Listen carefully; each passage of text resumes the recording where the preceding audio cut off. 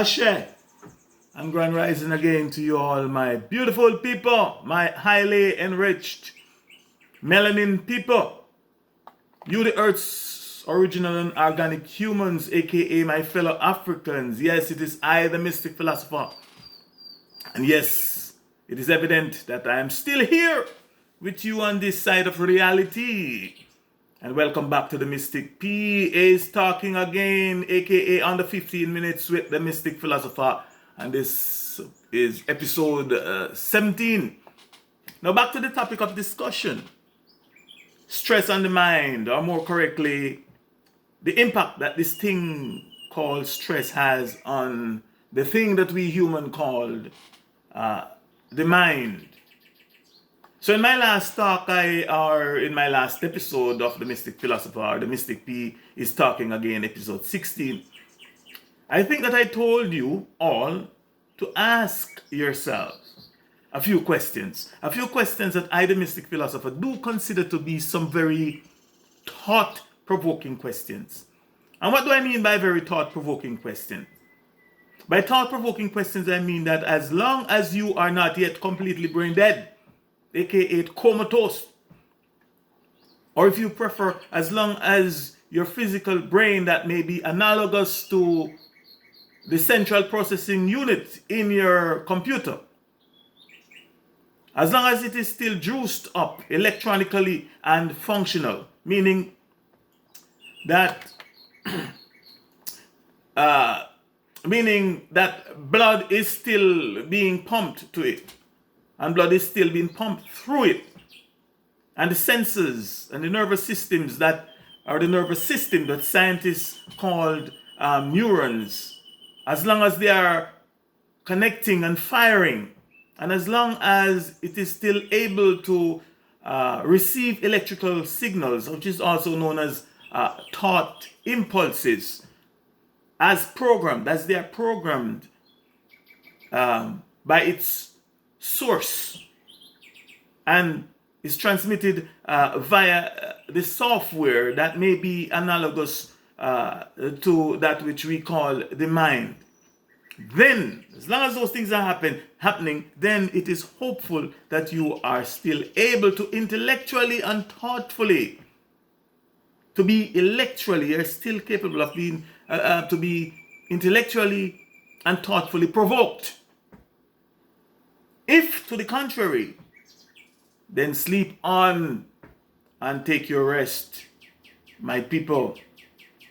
However, the fact that some of you are still listening, the fact that you are listening to I, the Mystic Philosopher, right now is evident that you are not brain dead and that you are being intellectually and thoughtfully provoked. And I love it. And again, let me welcome you to the Independent Thinking and Independent Thinkers platform, where thinking is more encouraged than believing that you are right or believing that you are wrong. I just want you to think, or to even be more accurate, I just intend for you to think and for you to be thinking.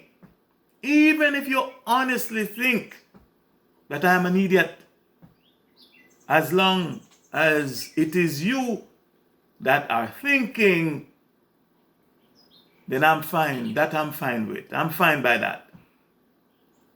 That is fine by I, the Mystic Philosopher, as long as it is you that are thinking and not somebody else. You are regurgitating someone else's ideas or thoughts. But more on these and other points, at this point at another time. And in my attempt at emphasizing my point on the importance of thinking, I quoted the ancient Greek philosopher named Socrates, who is alleged to have said, and I quote again, "An unexamined life is not worth living," unquote. And I further went on to say that an unexamined life is a tragedy, or a tragedy. And that from my perspective, from I, the Mystic Philosopher's perspective, if you are not examining your life, you are a tragedy. Or if we are not examining our lives, then we are a tragedy, aka we are a disaster. And how do you examine your life? It is by asking yourself questions, some difficult, sometimes personal, but pertinent questions. And by seeking answers to your questions. And I also pointed out to you that from my perspective, whenever you start asking yourself, why? That is when your mental algorithm starts to initialize. That is when it chips in, your mental algorithm. And just to quickly recap on some of the thought-provoking questions that I told you that you should ask yourself. Number one, do I exist? Ask yourself, do I exist? Number two, do I really exist? Number three, where do I exist? Number four, does the universe exist? Number five, if the universe exists, then where does it exist? That is the universe. Where does the universe exist? Number six, am I in the universe, or is it the universe that is in I? Number seven, am I in the mind, or is the mind in I? Number eight, if you think or know that you are stressed, however or whatever thinking with your own mind might define this thing called stressed to be or stressed to be, then please ask yourself the question, why am I stressed? And how can I resolve this problem called stress? How can I get rid of stress? Ask yourself. We're going to be looking at these questions again as I continue. And I am sure that some of you that are not only listening, but are also thinking while listening, might be asking the question, or asking this question. Mystic, why are you taking time doing recaps and keep repeating what you have already said? Or why am I doing these recaps?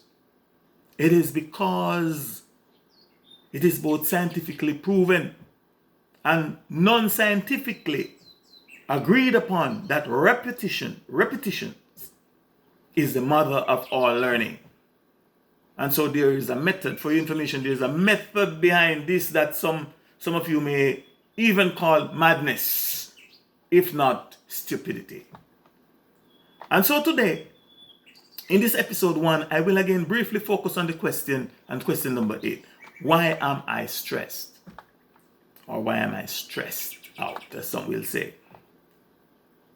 And the word from this question that I will quickly focus on is the word why. Now, from my perspective, the word and sound vibration, why, is one of the most powerful and effective word in the English language. And not only is it used to initialize our mental algorithm and get us thinking, but it is also used to initialize the mental algorithm of others, of our friends, our associates, our opponents, and also our enemies as well. For example, if or when you order a child or a person that you might consider to be your subordinate to do something or to stop what they might be doing, and they turn around and bluntly ask you why, without thinking, you might be immediately thrown off balance and can become quite upset and possibly even abusive to that person or that child, verbally and otherwise. You might feel as if your status, your superiority and authority are being challenged by them. And as such, you might find yourself in what is known as a defensive mode. Another example of the power of the word why is this. Just imagine you are driving down the road, observing all the rules of the road in accordance with the government's road codes, minding your own business. Possibly you are in the best mood, listening to some of your favorite music. Imagine you are in a natural high or having a natural high and in good spirit. And only for that moment, there was no stress in your life. or stress on your mind. All your troubles were gone. They disappeared. There was nothing but peace and serenity and the gentle breeze blowing on your face coming through your car windows or your sunroof or moonroof. And then you glance in your wave view mirror, and out of nowhere you saw a car coming at very high speed from a distance behind. And as it gets closer, you recognize that it is a police car or a police cruiser. Knowing that you haven't done anything wrong or being in any road code violation, you simply continue driving, while in your mind thinking and hoping that the car would just overtake you and cruise on by. But as it gets closer and closer, you notice that it starts traveling much slower, and that like a hungry shark stalking its prey, it was now right behind you. And within seconds of pulling up closer behind you, you hear the horrible and menacing sounds of its horn. And then you notice that its red and blue lights are flashing. And then you notice that the cop is signaling you to pull over. Now by this time, all your joy and peace of mind that you were experiencing has naturally disappeared, and nothing but maximum terror steps in. Somehow you know, or intuitively you know, that you have got a problem, or possibly have a very serious problem. And as he or she gets out of the cruiser and walks up to your car to your car window, with his or her hand on his or her gun, right there, you immediately know that you are about to encounter, or you are about to know whose spirit that will be confronting you. And by simply hearing his condescending tone of voice, observing his unprofessional attitude, inhumane and brutish mannerism towards you, you quickly determine that yes, he or she is just another one of those cops that evidently and inherently despise us melanin and carbon skinned people, aka African people. And then you very unfortunately and mistakenly aggravate his or her bias towards you by asking him or her the simple but powerful question, sir or madam, why did you stop me? And before you know it, you might be in handcuffs, maced, looking down the barrel of a gun, or even worse, your lifeless body might be on its way to the morgue, etc. This is just an imaginary scenario. But for those of us melanin people, aka African people, who feels it and experience it, knows that it is also a reality to them. And that is the power of the word why.